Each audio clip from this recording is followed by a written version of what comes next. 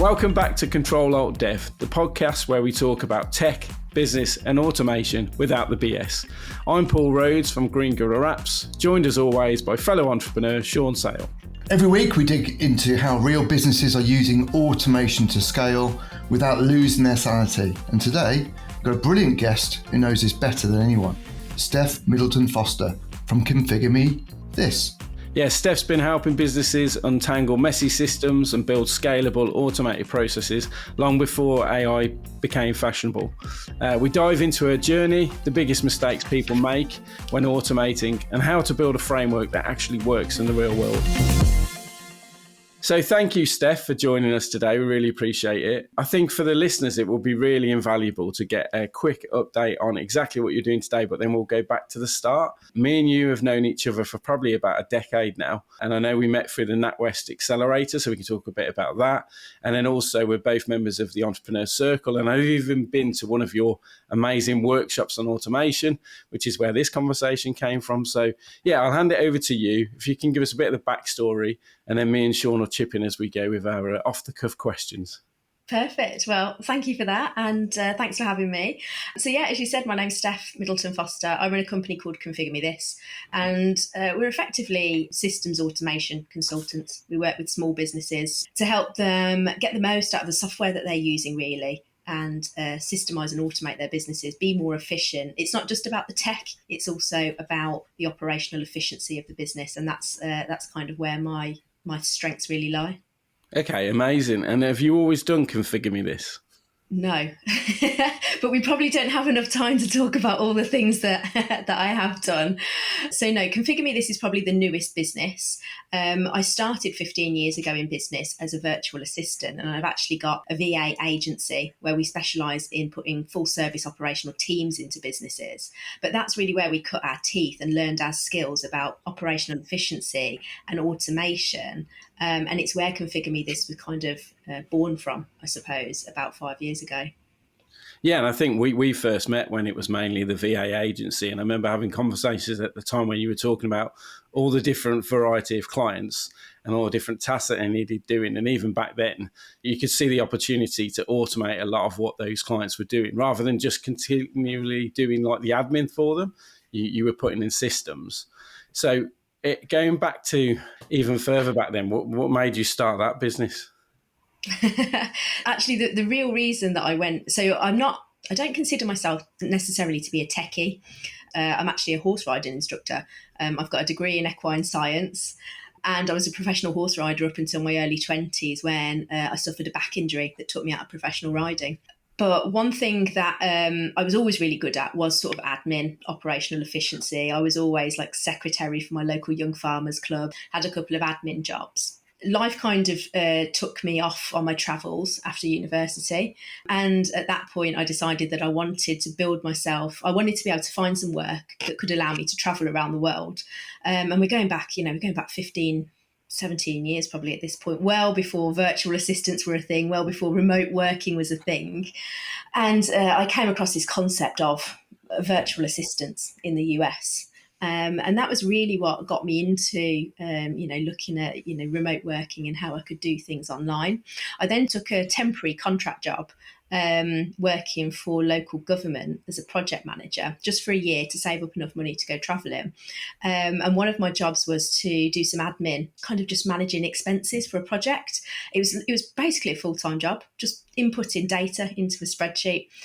So me being me, I don't like to do things the long way if there's an easier way. So I spent many an evening on Google teaching myself how to write VBA code, and basically automated my first spreadsheet, taught myself how to do the whole thing, created this spreadsheet that probably cut my workload down by about 75%. I showed it to my boss. They loved it. They asked me to build one for the rest of the county. So at this point, I'd built one for the whole of Worcestershire that was delivering like £1 million worth of funding to schools all over Worcestershire. And once they'd rolled that out, they realised that they probably didn't need my role anymore because I'd managed to automate the spreadsheet so well. And effectively, I mean, we're going back to 2008, I automated myself out of a job. And that was really my first kind of insight into this world of automation and operational efficiency, and really how we can harness the power of tech, to make life so much easier for ourselves.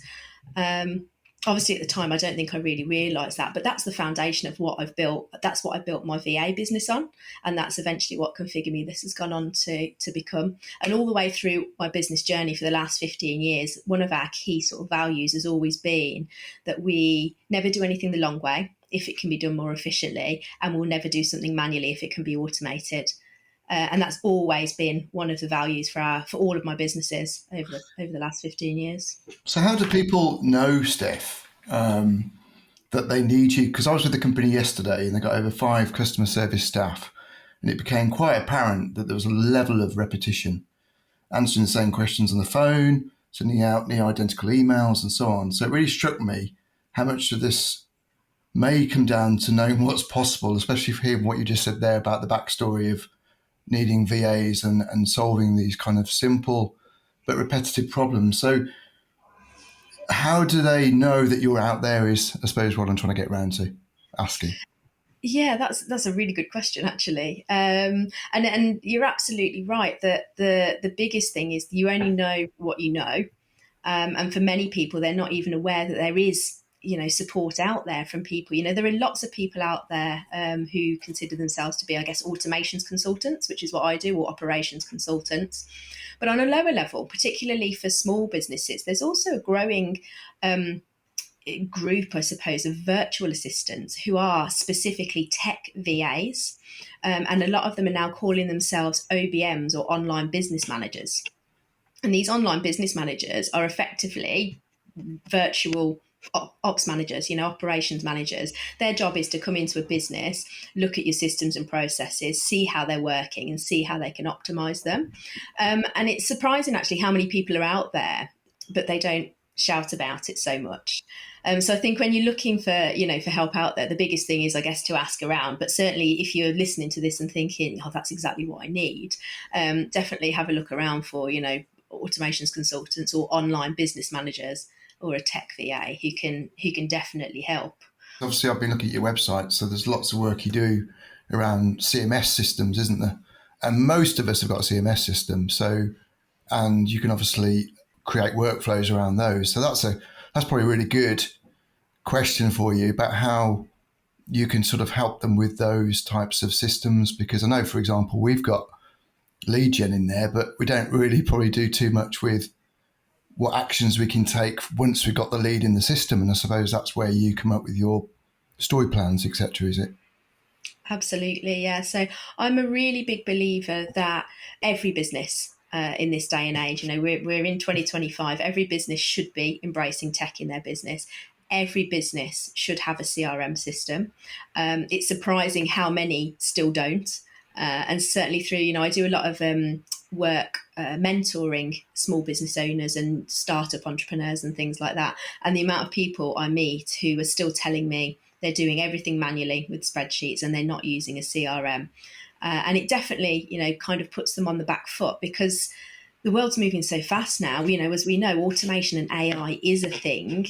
And if you're not embracing it in your business, you're going to come to a point very soon, I believe, where you're not going to be able to keep up with your competitors if you're still having to do basic, manual things like admin.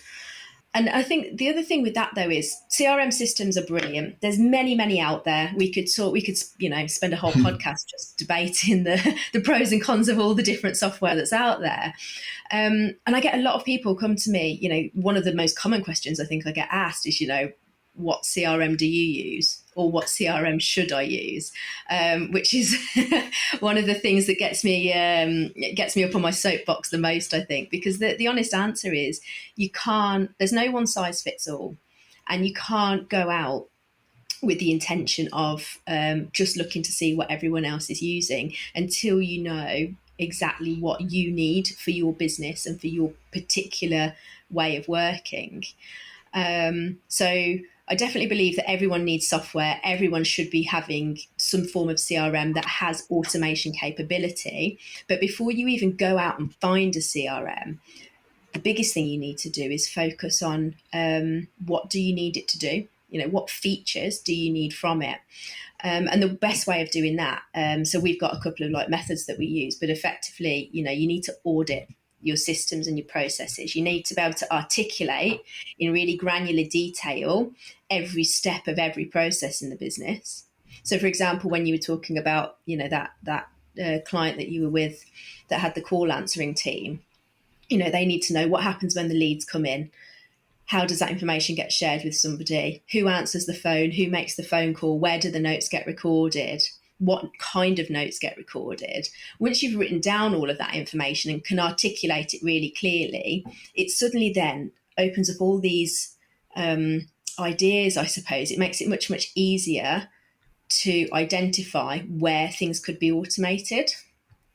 And it's at that point then that you kind of build yourself a little shopping list that you can go out and find a CRM system from. So for a lot of people, I think the confusion and the reason that they can't, they feel stuck in even bringing automation into the business is because they're overwhelmed by the thought of, I know I need to automate, but I don't know what. And I think it starts with, let's get clear on what does your workflow, what does your process look like in a manual sense? And then suddenly the bits that can be automated will become a lot clearer. Yeah, because that leads me on to a question that I suppose if you're looking after lots of SMEs, is there like a box of automotive tasks that would spell out to all those companies, or is it all different? Are they all different, the companies that you look to help?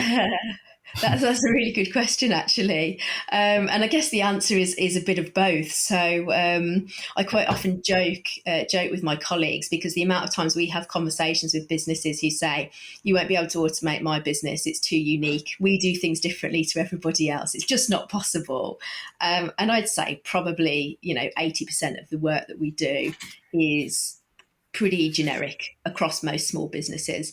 Everyone does marketing, everyone's got inbound leads, everyone's got some form of sales pipeline and sales process and customer onboarding process and invoicing process. And honestly, in my experience, they're all broadly the same. So we're to a point, there is, probably a stack of suggested automations or processes that every business should have. But then within that, of course, every business is still different. There's different, even right down to different personalities within the team.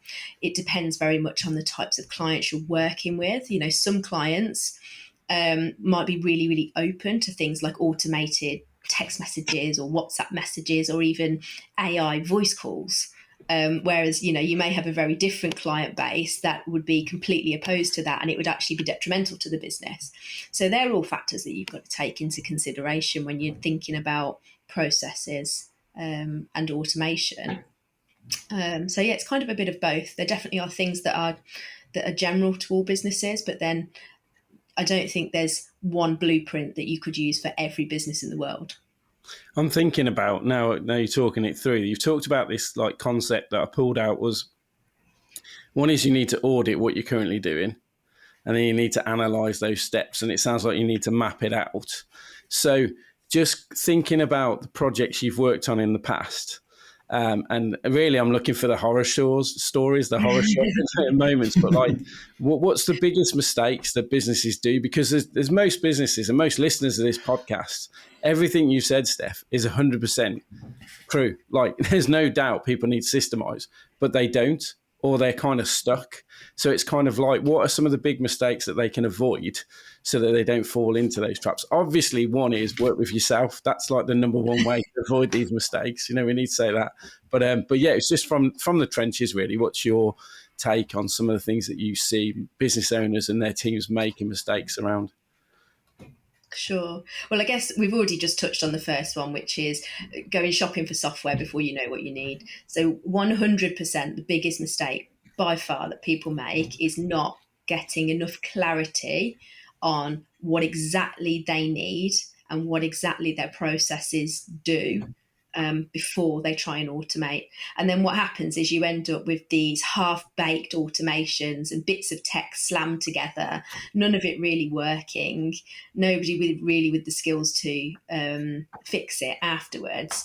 And it almost always boils down to a lack of clarity on exactly what you need to do. If you could be absolutely clear on every single step in your process, it's almost impossible to not be able to automate it afterwards. I do think most people don't think deeply enough about that. And it is kind of my superpower, I have to say. My brain doesn't work like most other people. I quite often, I show people some of the flow charts, like the operational flow charts that we design for people.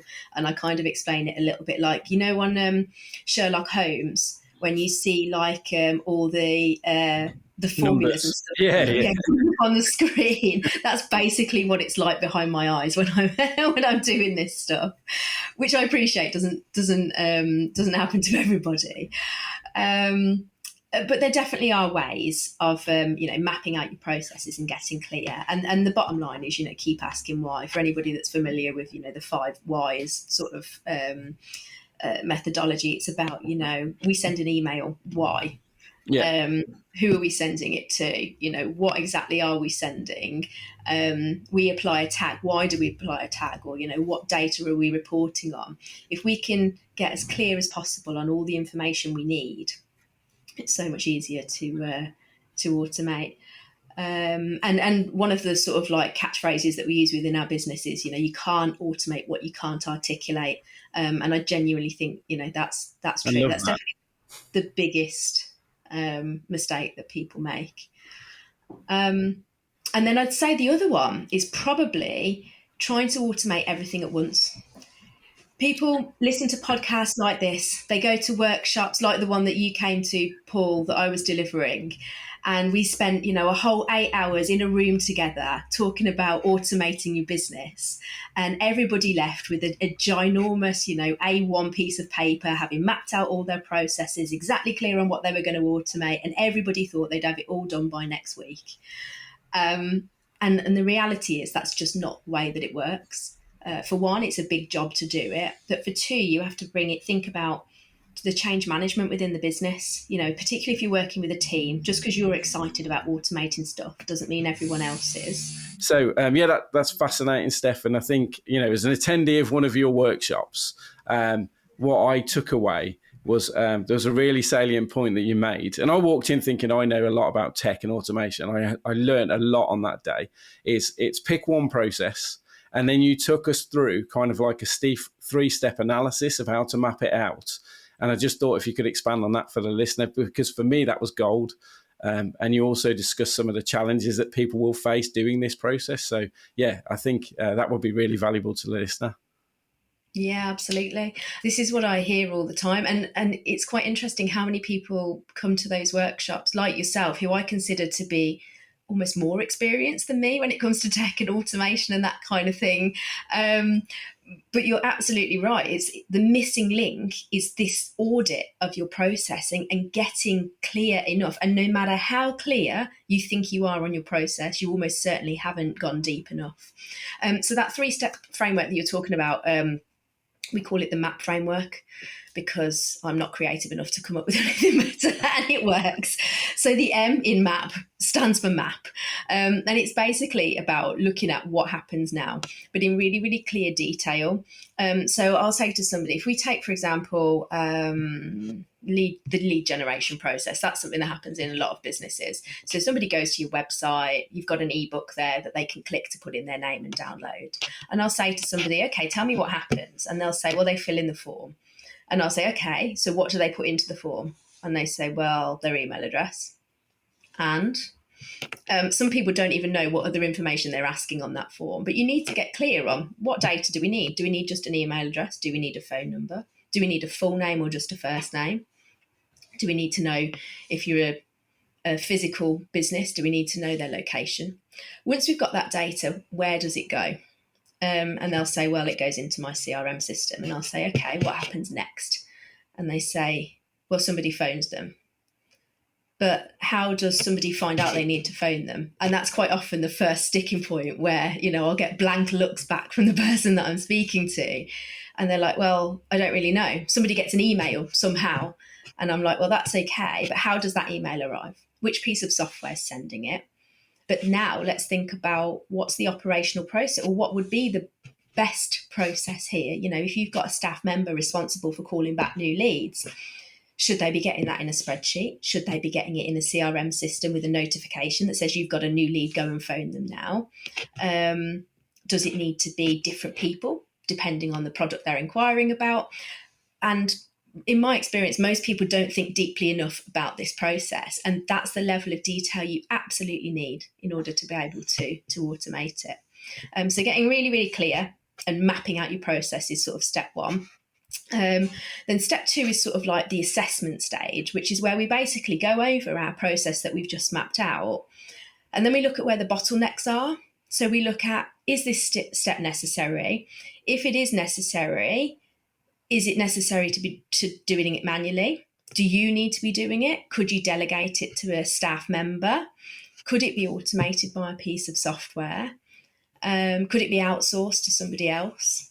And so then we go through this kind of assessment step where we look at our little flowchart that we've gone out and we take a big red pen to it and we say, well, that's a bottleneck because it waits on me signing things off, for example, signing off a proposal before we send it to a client, or somebody needs to manually triage that inquiry and decide, who it needs to go to next.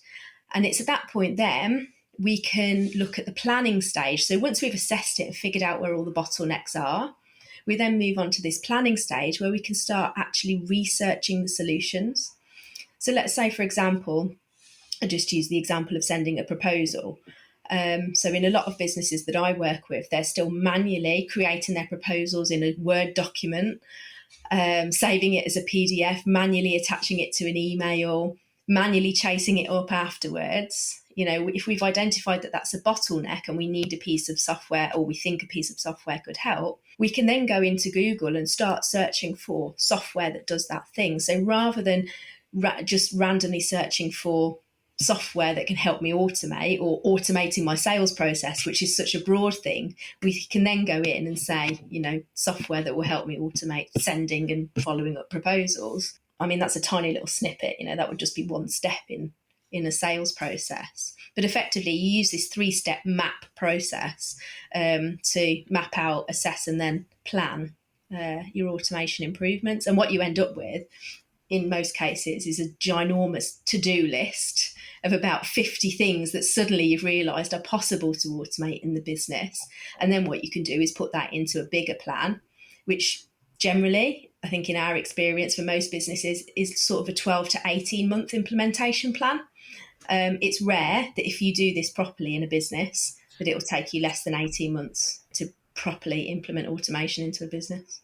I think we experienced that was you got us to select on the day like a really simple process, and I identified something that literally I was like, I only do this monthly. It's just me does it. It's quite simple. And I think what you gave a word of warning to everyone about is this just expands. And when you actually go through the map process, whilst you might eliminate some stuff, you then look at it through the vision of, well, what would I actually want this process to do? Because what you do today might not be, like you say, the best solution, that you go through that analysis, like assessment stage. And just a simple process, in my experience, expanded into, that's gold. What's on paper, we want that, and we'll put the effort in. And then I think the next logical step you talked about that I really got value from was, okay, now who's responsible for the implementation? Because it doesn't necessarily mean the people who are in the room who came up with the process or whatever, they should be involved as stakeholders. But that's when you go to, who can I delegate it to within my team, but also externally.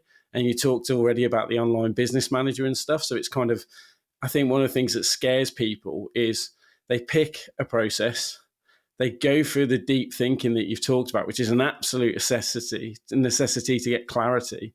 But then it's now they're facing a lot of implementation. You've talked there like 12 to 18 months of work to implement. And we're not talking about a simple process, we're talking about full implementation. But it's then, don't be deterred, find the right people to help you execute that.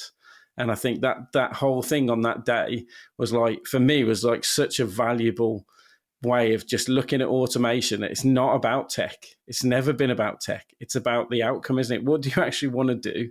Work it all the way backwards. And then, yes, tech will have some influence, but actually the outcome is what you want. Like when somebody's trying to gain a lead, why do they need that lead? It's the ultimate thing. It's the job to be done scenario, isn't it? And I think that's where there's lots of businesses that I've spoken to in the past, and Sean's alluded to this, where we go in and we try and get clients to pick out kind of 3 of the top things that we could explore, and then we analyze which one. But yeah, I think businesses feel overwhelmed because if they're not automating anything right now, they can't see the wood for the trees. It's just like it's too much, so they don't start. I think one thing that I'd really like to tap into now is, even though I've said it's not about the tech in quite a sweeping statement, you've obviously been doing this for a number of years. Even in your VA business, pre kind of like what you're doing now. So how have you seen AI? This podcast, we talk a lot about AI, me and Sean. How have you seen AI impact your industry, kind of the almost like the volume of inquiries that you're getting now, and then also how you execute with clients? I know it's a big kind of conversation piece, but I'm fascinated by how your day-to-day looks now compared to, say, 2002. Yeah, I honestly think that I have never been more productive in my life and have never got so much work done in my life as I have now. And that's a direct implication of using AI in the business. I think, again, we were probably using it long before most other people. We were definitely an early adopter of it. Because even well before, AI as we know it now, Chat GPT and things were around. Like I said, we always had this mantra of never do things the long way if it can be automated or done more efficiently. So, I mean, even going back probably 10 years, I was using Drag and Dictate, for example, to sort of dictate work and transcription and things like that, well before Fireflies or anything like that. And as soon as sort of Chat GPT came along, I sat down with my team and said, right, this is our opportunity now, because we've got a real opportunity. We're ahead of the curve with this anyway. If we can embrace this and get work done, it's not really about getting work done faster for clients or cheaper, although that is sometimes an outcome of being able to use AI for tasks, but it's mostly about just increased volume.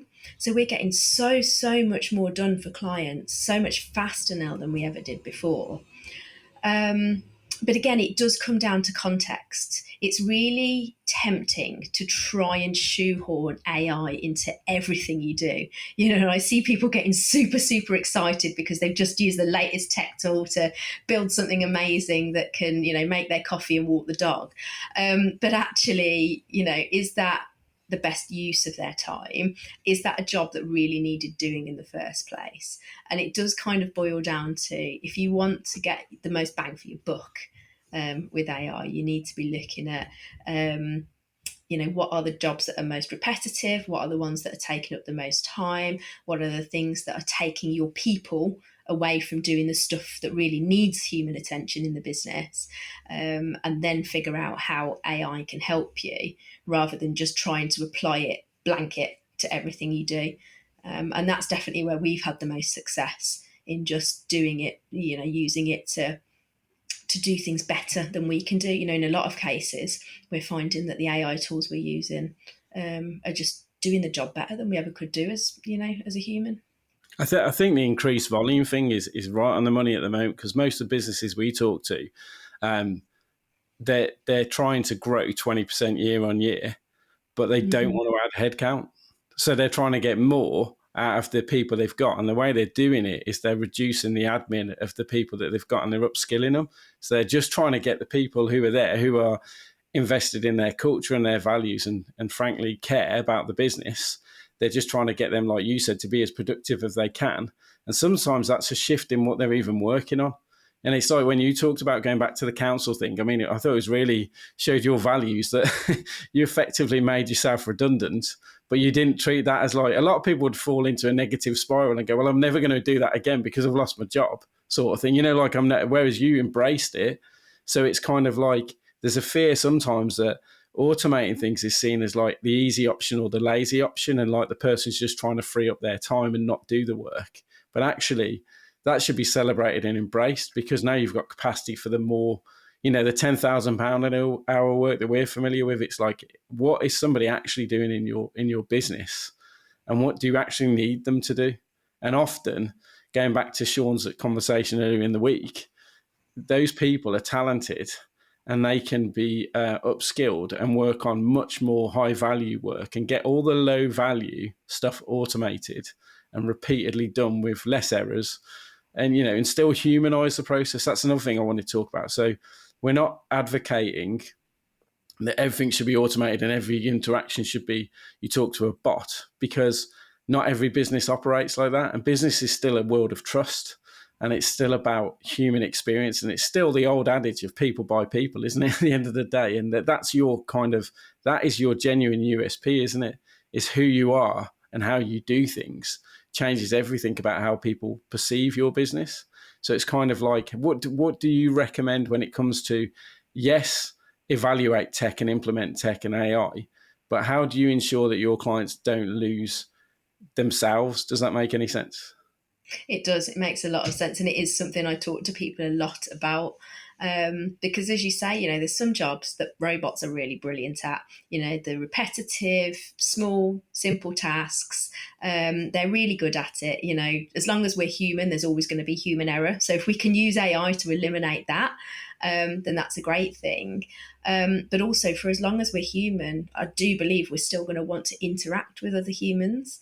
And certainly at the moment, we're not at the stage with tech and AI that it can fully replace, I don't believe, the levels of empathy, for example, and that human connection. So when it comes to sales calls, customer communication, creativity, that's all things that humans can do. The higher value work, like you say, I guess a lot of it really is just thinking harder about, what it almost boils down. Certainly if we look at it from a business point of view, you're thinking about things like customer service, about delivering great experiences. I've read a lot about, for example, the way Disney deliver customer service and how they can delight every customer and how they bring the joy and the magic to every visitor, no matter whether it's their first time or their 50th time there. And that really boils down to, keeping the humanity in it. I don't believe there's going to be a way that they could fully automate, that level of interaction.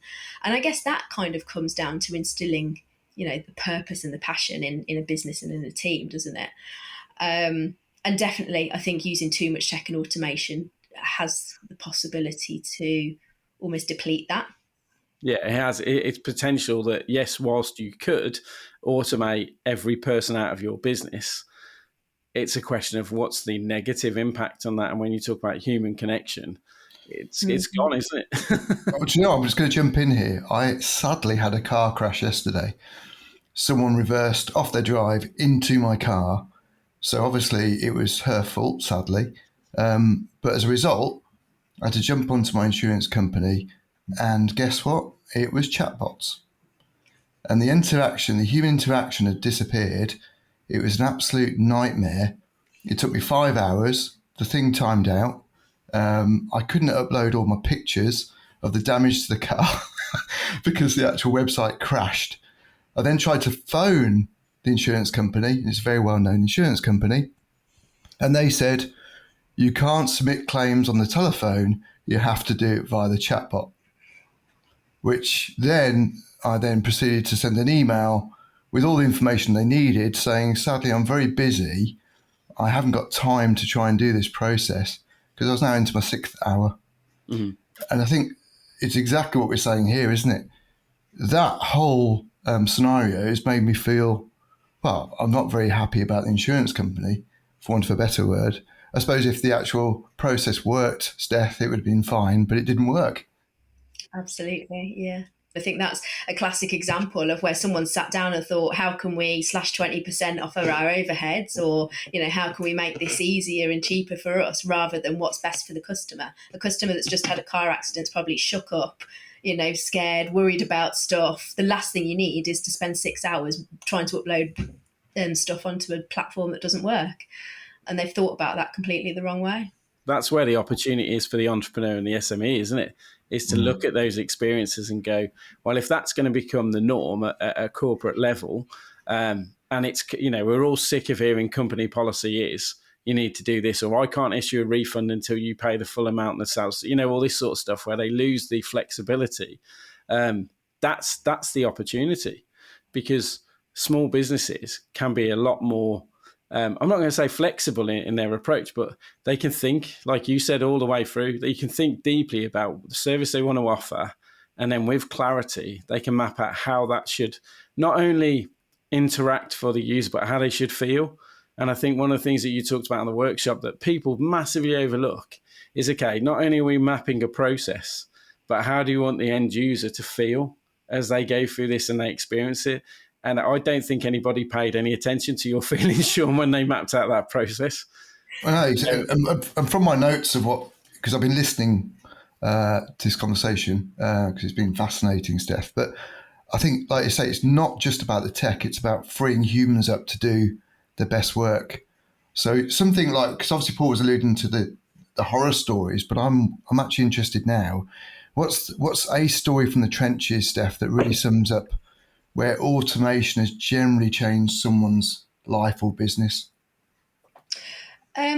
Do you know what? I was thinking about this, and I had an example come to me literally last week from a client that we've been working with. I've known them for a few years, and when I first spoke to them, they had no level of automation in their business at all, really. It's a very, very admin-heavy business. They basically deliver sort of travel experience and tourist experiences for sort of high-end hotels. And so it's almost like a concierge service where they put together itineraries and things like that for visitors, quite often overseas visitors.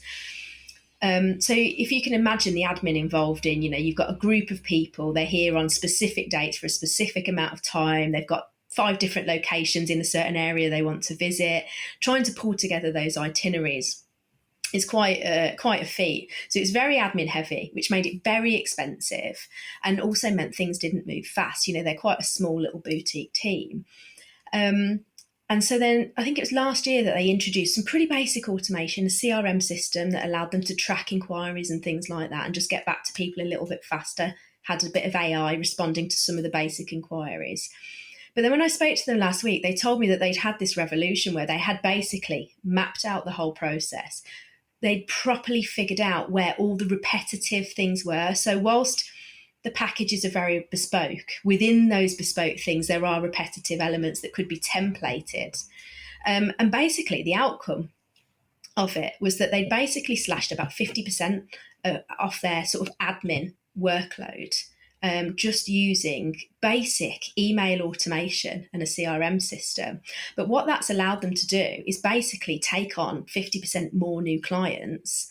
And now their main team, they hardly do any admin really. Their main team are just there to liaise with the hotels, really get to know the concierge teams there, properly understand, what their customers are about, and deliver experiences to the hotel guests that are properly on point. But one of the other things that they pointed out was, so they'll make a focus. So every quarter, for example, they might have a focus on stately homes. And so they'd be researching stately homes, visiting stately homes, finding out what they offer. And suddenly stately homes would be appearing in all these guest itineraries because it's front of mind for the staff in this business. But then what they realised is that wasn't providing a proper, true experience for the visitors, because they might not want stately homes. They might want afternoon tea. They might want safari parks. They might want garden centres. And so the AI has started helping them build these itineraries. And because it can access everything in the database, not just what's front of mind, suddenly they're building these fantastic itineraries that are really varied and really exciting. And their customer reviews are going through the roof. And that I think is a really positive example of how tech and AI done well is actually just improving customer experience. It's making everyone happier, the customers, the hotels and the staff. And it's just a win-win for everybody.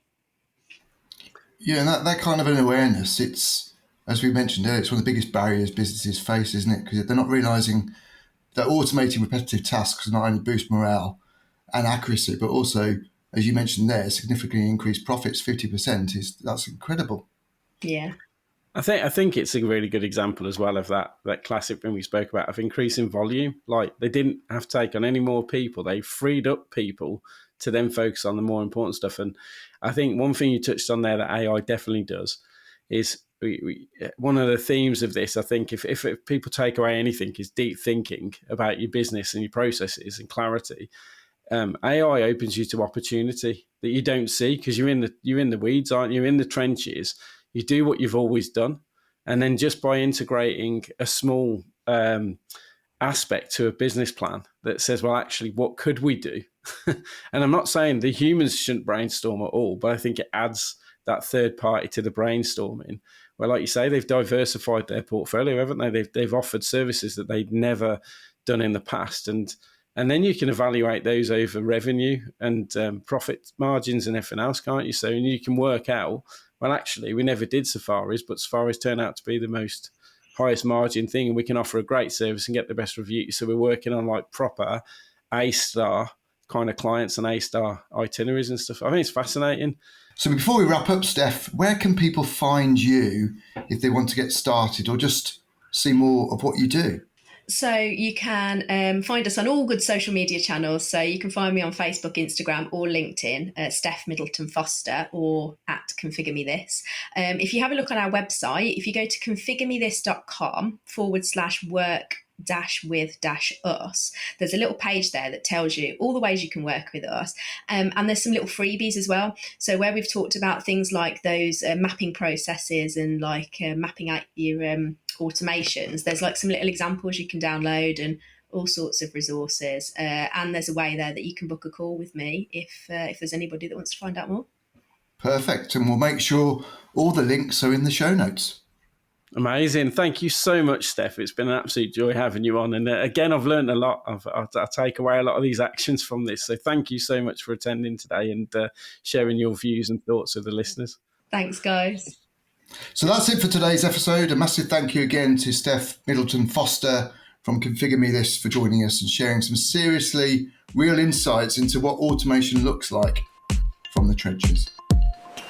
What a cracking episode with Steph. Loads of insight and no fluff. I love how she breaks down automation into something real and, most importantly, human, not just about tech. Yeah, and the point about starting small and building the right framework was gold. If your business still runs on spreadsheets and caffeine, this episode is your wake-up call. And if you want to connect with Steph, check out Configure Me This. The links are in the show notes. And if this episode helped you rethink how you run your business, hit follow, share it with someone who's drowning in manual work, and tag us on LinkedIn. So see you next time on Ctrl-Alt-Dev, where we keep tech human, one episode at a time.